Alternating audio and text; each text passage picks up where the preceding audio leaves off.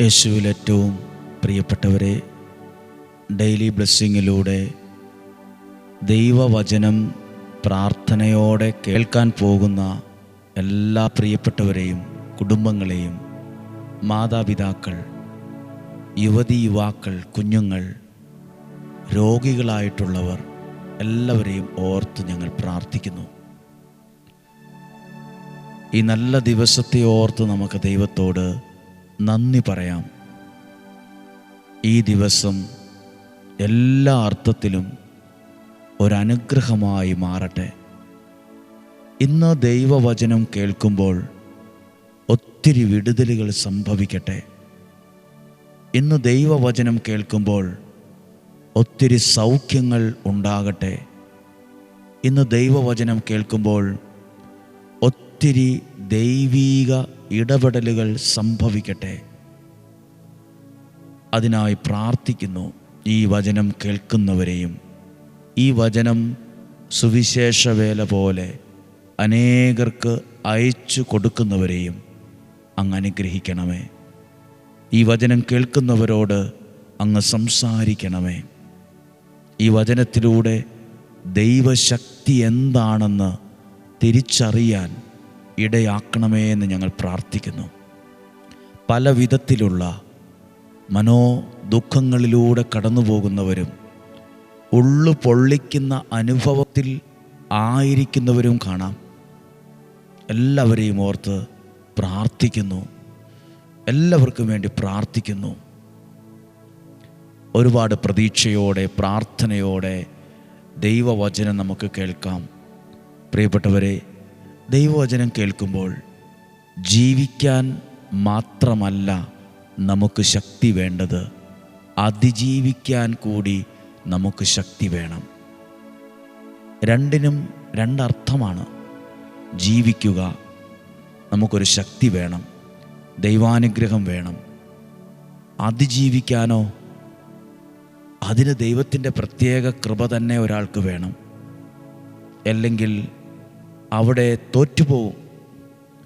അതിജീവിക്കുക എന്ന് പറഞ്ഞാൽ ചില പ്രതിസന്ധികൾ, പ്രയാസങ്ങൾ, ഒറ്റപ്പെടലുകൾ, നമ്മൾ ഒത്തിരി വിശ്വസിച്ചവർ നമ്മളെ ചതിക്കുമ്പോൾ അവിടെയൊക്കെ നമ്മൾ തോറ്റുപോകാതിരിക്കാൻ, അങ്ങനെ ഒരു പ്രതിസന്ധികൾ ഉണ്ടായാൽ തന്നെ അതിനെ അതിജീവിക്കാൻ. അപ്പോൾ ഇന്ന് പ്രാർത്ഥിക്കുക. ഡെയിലി ബ്ലെസ്സിങ്ങിൽ വചനം കേൾക്കുമ്പോൾ ജീവിക്കാൻ മാത്രമല്ല, അതിജീവിക്കാൻ കൂടിയുള്ള ശക്തിയും കൃപയും അനുഗ്രഹവും ഞങ്ങൾക്ക് തരണമേ. പരീക്ഷണങ്ങൾ വരാം, പ്രലോഭനങ്ങൾ വരാം, പ്രതിസന്ധികൾ വരാം, പലതും നമ്മുടെ ജീവിതത്തിലേക്ക് വരാം. അതിനെയെല്ലാം അതിജീവിക്കാൻ ശക്തിയും ബലവും തരണമേ. ഇന്ന് നാം കേൾക്കുന്ന വചനം ജോബിൻ്റെ പുസ്തകം 42-ാം അധ്യായം 12-ാമത്തെ വാക്യമാണ് വായിക്കുന്നത്. ഒരുപക്ഷെ ഈ വചനം ഇതിനു മുമ്പും വായിച്ചിട്ടുണ്ടാകാം, കേട്ടിട്ടുണ്ടാകാം, ചിന്തിച്ചിട്ടുമുണ്ടാകാം. ഒരു പ്രാവശ്യം കൂടി അത് കേൾക്കുവാൻ ദൈവം നൽകിയ അവസരത്തിനായിട്ട് നന്ദി. വചനം വായിക്കാം. 42-ാം അധ്യായം 12-ാമത്തെ വാക്യം. കർത്താവ് അവൻ്റെ ശേഷിച്ച ജീവിതം മുൻപിലത്തേതിനേക്കാൾ ധന്യമാക്കി. ജോബിൻ്റെ ജീവിതത്തെ ദൈവം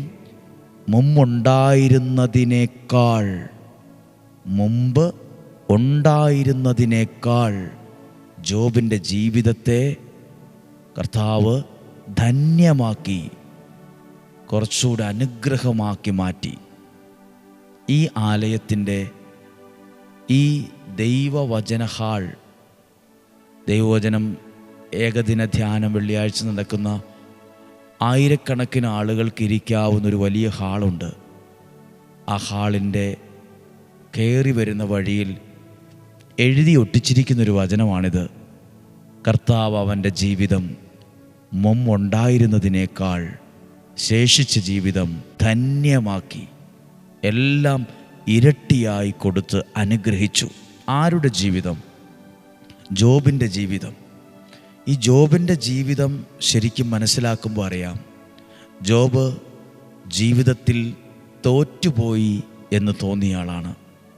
ഇല്ലെങ്കിൽ ജോബിൻ്റെ പുസ്തകം 1-ാം അധ്യായം തൊട്ട് വായിക്കുമ്പോൾ അദ്ദേഹം നല്ലൊരു കാശുള്ള വീട്ടിലെ ആളാണ്, സമ്പന്നനാണ്. പക്ഷെ എല്ലാം നഷ്ടപ്പെട്ടു പോയി. ശരീരത്തിൽ അസുഖം വന്നു, മക്കൾ നഷ്ടപ്പെട്ടു, ബന്ധങ്ങൾ നഷ്ടപ്പെട്ടു, സമ്പത്ത് നഷ്ടപ്പെട്ടു. ഉണ്ടായിരുന്നതെല്ലാം പോകുമ്പോൾ അതിൻ്റെ പേര് തോറ്റുപോയി എന്നാണ്. ജീവിതത്തിൽ തോറ്റുപോയ ഒരാളാണ്, തകർന്നുപോയി എന്ന് തോന്നുന്ന ഒരാളാണ്, പരാജയപ്പെട്ടു പോയി, ഭാവി പോയി എന്നൊക്കെ തോന്നിയ, വായിക്കുമ്പോൾ നമുക്ക് തോന്നും, ആ ഭാഗം വായിക്കുമ്പോൾ ജോബ് തോറ്റുപോയല്ലോ, തകർന്നു പോയല്ലോ, പരാജയപ്പെട്ടു പോയല്ലോ, ഭാവി പോയല്ലോ എന്നൊക്കെ നമുക്ക് തോന്നും. എന്നാൽ അടുത്ത കാര്യം ശ്രദ്ധിക്കണം. ജീവിതത്തിൽ തോറ്റുപോയി എന്ന് തോന്നിയിട്ടുണ്ടോ? ജീവിതത്തിൽ പരാജയപ്പെട്ടു പോയി എന്നാണോ തോന്നുന്നത്? തകർന്നുപോയി, എൻ്റെ ഭാവി പോയി എന്നൊക്കെയാണോ ഇന്ന് തോന്നുന്നത്? അങ്ങനെയൊക്കെയാണോ നമ്മളെ നോക്കി പലരും പറയുന്നത്? നീ തോറ്റുപോയില്ലേ, നിൻ്റെ ജീവിതം പോയില്ലേ, എവിടെ എത്തിയില്ലല്ലോ, ഭാവി പോയല്ലേ, കഷ്ടമുണ്ട്. പലരും നമ്മളെ നോക്കി സഹതപിക്കും, അയ്യോ പാവം പറയും. എന്നാൽ ശ്രദ്ധിക്കേണ്ട ഒരു വാക്കാണ്, നമ്മുടെ തോൽവിയും നമ്മുടെ തകർച്ചയും നമ്മുടെ നഷ്ടവും നമ്മുടെ മുമ്പിലുള്ള പ്രതിസന്ധികളും, അവിടെയൊക്കെ ഈ പ്രതിസന്ധികളൊക്കെ ഒരു കണ്ണുനീരായി പ്രാർത്ഥനയിലൂടെ ദൈവസന്നിധിയിൽ എത്തിക്കാൻ കഴിഞ്ഞാൽ, ഒരു കണ്ണുനീരോടെ ഒരു പ്രാർത്ഥനയാക്കി മാറ്റാൻ കഴിഞ്ഞാൽ, ആ ജീവിതത്തെ ദൈവം ഇരട്ടിയായി അനുഗ്രഹിച്ചിരിക്കും, മാനിച്ചിരിക്കും. നമ്മുടെ ജീവിതത്തിൽ തോറ്റുപോയെന്ന് തോന്നുന്നുണ്ടോ? തകർന്നുപോയി, ഭാവിയൊന്നും ഇനിയില്ല, എല്ലാം അവസാനിച്ചു എന്ന് തോന്നുന്നുണ്ടോ?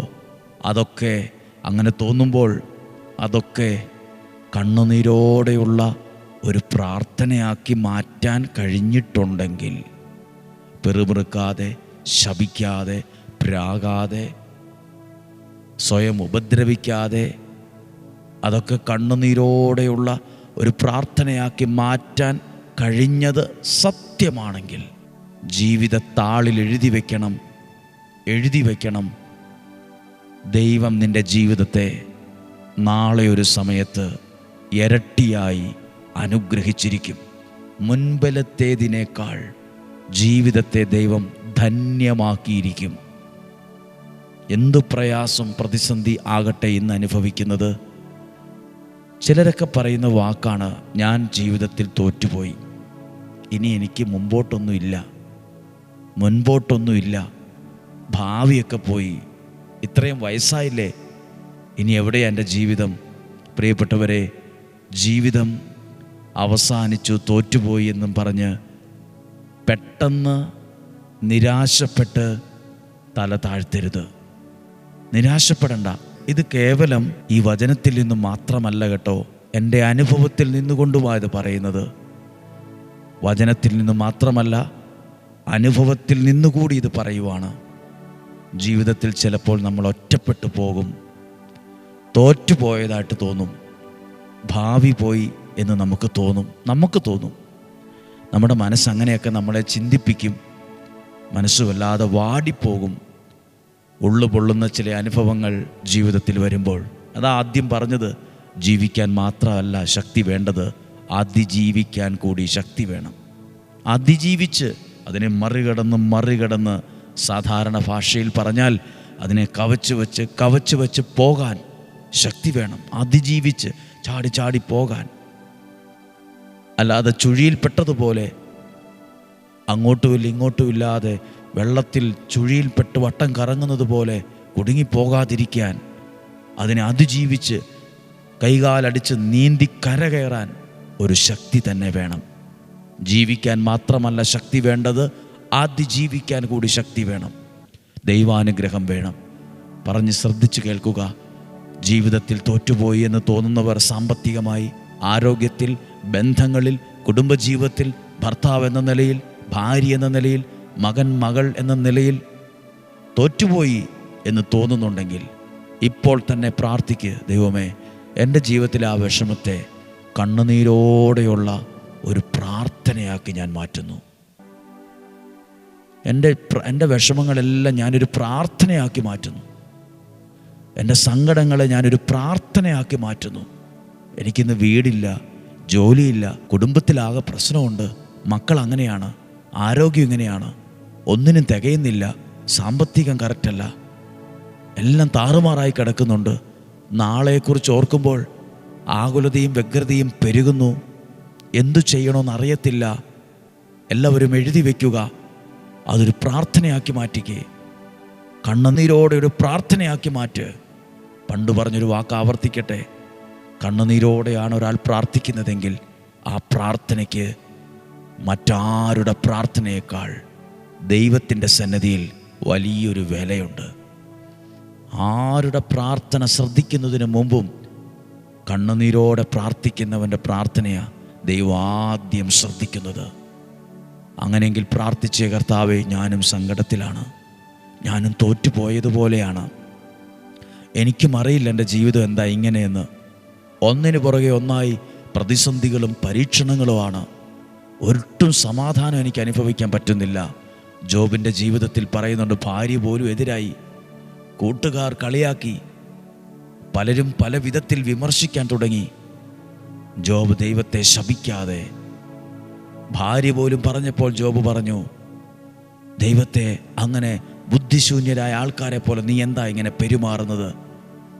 ദൈവത്തെ ചേർത്തു പിടിച്ച സങ്കടം, വിഷമവും പരാജയവും നഷ്ടമൊക്കെ ഇടുത്തി പോലെ വന്നപ്പോഴും അതെല്ലാം പ്രാർത്ഥനയാക്കി മാറ്റിയ, ദൈവത്തോടുള്ള ബന്ധം കളയാതെ നിന്ന ജോബിനെ പണ്ടത്തേതിനേക്കാൾ ജോബിൻ്റെ ജീവിതത്തെ ധന്യമാക്കി. താവോട്ട് വായിച്ചാൽ അറിയാം, ഇരട്ടിയായിട്ട് അനുഗ്രഹിച്ചു. പ്രാർത്ഥിക്കാൻ പോവാണ്, കർത്താവേ ഞങ്ങളുടെ ജീവിതത്തെയും ഇരട്ടിയായി അനുഗ്രഹിക്കണമേ, ഞങ്ങളുടെ ജീവിതത്തെ അങ്ങ് സഹായിക്കണമേ. ഞങ്ങളുടെ ജീവിതത്തിൽ പ്രശ്നമുണ്ട്, പ്രതിസന്ധികളുണ്ട്, അസ്വസ്ഥതയുണ്ട്, അസമാധാനമുണ്ട്, വഴക്കുകളുണ്ട്, പിണക്കങ്ങളുണ്ട്, അകൽച്ചകളുണ്ട്, പലതരത്തിലുള്ള സാമ്പത്തികമായ നഷ്ടങ്ങൾ സംഭവിച്ചവരുണ്ട്. ഇതെല്ലാം കണ്ണുനീരോടെയുള്ള ഒരു പ്രാർത്ഥനയാക്കി ഒരു നിമിഷമെങ്കിലും മാറ്റുവാണ്. കണ്ണുനീരോടെയുള്ള ഒരു പ്രാർത്ഥനയാക്കി മാറ്റുവാണ്. ഞങ്ങൾക്കറിയാം ദൈവം ഞങ്ങളെ ധന്യരാക്കുമെന്ന്, ഞങ്ങളെ ഇരട്ടിയായിട്ട് അനുഗ്രഹിക്കുമെന്ന്, ഞങ്ങളുടെ ജീവിതത്തെ ദൈവം മാനിക്കുമെന്ന്, അനുഗ്രഹിച്ചുയർത്തുമെന്ന്. എൻ്റെ ദൈവം എന്നെ അനുഗ്രഹിച്ചുയർത്തും പറഞ്ഞ് എൻ്റെ ദൈവം ഈ വചനം കേട്ട് പ്രാർത്ഥിക്കുന്ന എന്നെ, എൻ്റെ കുടുംബത്തെ, തലമുറയെ അനുഗ്രഹിച്ചുയർത്തും. ഈ വചനം സുവിശേഷവേല പോലെ അനേകരുടെ ജീവിതത്തിൽ എത്തിക്കുന്ന എൻ്റെ ജീവിതത്തെ ദൈവം അനുഗ്രഹിച്ചുയർത്തും. പ്രാർത്ഥിക്കാൻ പോവുക. നല്ലൊരു ദിവസമായിരിക്കട്ടെ. എല്ലാ വിഷയങ്ങൾക്കും വേണ്ടി പ്രാർത്ഥിച്ചുകൊണ്ട് നമ്മുടെ കർത്താവ് ഈശോ മിശിഹായുടെ കൃപയും പിതാവായ ദൈവത്തിൻ്റെ സ്നേഹവും പരിശുദ്ധാത്മാവിൻ്റെ സഹവാസവും നിങ്ങളോട് കൂടെ ഉണ്ടായിരിക്കട്ടെ. ഈ വചനം കേൾക്കുന്നവരെ അനുഗ്രഹിക്കണമേ. രോഗങ്ങൾ, അപകടങ്ങൾ, ദുർമരണങ്ങൾ, മൂപ്പെത്താത്ത മരണങ്ങൾ എല്ലാം മാറിപ്പോകട്ടെ. ദീർഘായുസ്സും ആരോഗ്യവും സന്തോഷവും സമാധാനവും ഉണ്ടാകട്ടെ. കുഞ്ഞുങ്ങൾ നന്നായി പഠിക്കാനിട വരട്ടെ. കടലിലും കരയിലും ജോലി ചെയ്യുന്നവരെ ഓർത്ത് പ്രാർത്ഥിക്കുന്നു. അതോടൊപ്പം രാത്രി കാലങ്ങളിൽ വാഹനം ഓടിക്കുന്നവരെ ഓർത്ത് പ്രാർത്ഥിക്കുന്നു. വിധവകളായിട്ടുള്ളവരെ ഓർത്ത് പ്രാർത്ഥിക്കുന്നു. പഠിക്കുന്ന കുഞ്ഞുങ്ങൾക്ക് വേണ്ടി പ്രാർത്ഥിക്കുന്നു. മാതാപിതാക്കൾക്ക് വേണ്ടി പ്രാർത്ഥിക്കുന്നു. ഹോസ്പിറ്റലിൽ ആയിരിക്കുന്നവർക്ക് വേണ്ടി പ്രാർത്ഥിക്കുന്നു. നഴ്സുമാർക്ക് വേണ്ടി പ്രാർത്ഥിക്കുന്നു. ക്യാൻസർ രോഗികൾക്ക് വേണ്ടി പ്രാർത്ഥിക്കുന്നു. കിഡ്നി രോഗികൾക്ക് വേണ്ടി പ്രാർത്ഥിക്കുന്നു. സാമ്പത്തിക ബുദ്ധിമുട്ട് അനുഭവിക്കുന്നവർക്ക് വേണ്ടി പ്രാർത്ഥിക്കുന്നു. പിള്ളേരുടെ വിദ്യാഭ്യാസത്തിന് വേണ്ടി പ്രാർത്ഥിക്കുന്നു. നല്ലൊരു ഭവനമില്ലാത്തവർക്ക് വേണ്ടി പ്രാർത്ഥിക്കുന്നു. കർത്താവേ, അങ്ങയുടെ നാമത്തിൽ ഓരോ വ്യക്തികളെയും പിതാവിൻ്റെയും പുത്രൻ്റെയും പരിശുദ്ധാത്മാവിൻ്റെയും നാമത്തിൽ അനുഗ്രഹിച്ച് പ്രാർത്ഥിക്കുന്നു. ഇപ്പോഴും എപ്പോഴും എന്നേക്കും ആമേൻ. ദൈവം അനുഗ്രഹിക്കട്ടെ. നല്ല ഒരു ദിവസം ആശംസിക്കുന്നു. സാധ്യമായ എല്ലാവർക്കും അയച്ചു കൊടുക്കണം, പ്രാർത്ഥിക്കണം. ദൈവം നമ്മളെയും സമർത്ഥമായിട്ട് സഹായിക്കും. നാളെയും 5:30 ഒരുമിച്ച് കാണുന്നത് വരെ സർവശക്തനായ ദൈവം നമ്മെല്ലാവരെയും ഒരുമിച്ച് സൂക്ഷിക്കട്ടെ. ആമേൻ.